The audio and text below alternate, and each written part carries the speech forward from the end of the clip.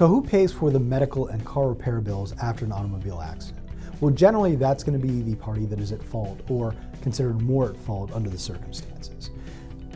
The insurance policy they have is a huge factor in this determination. So if there is property damage coverage as well as personal injury or bodily injury coverage, well then there will be an insurance policy that should cover most, if not all, of the damage and medical bills that might have occurred to the other party. That is ideally the circumstance. That is the whole purpose and basis of our insurance system.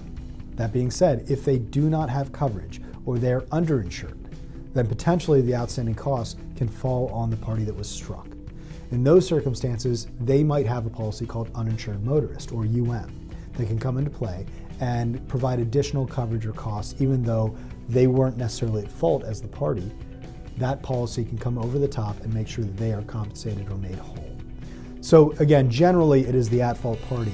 Hopefully there is insurance and or at least assets that could cover these injuries moving forward.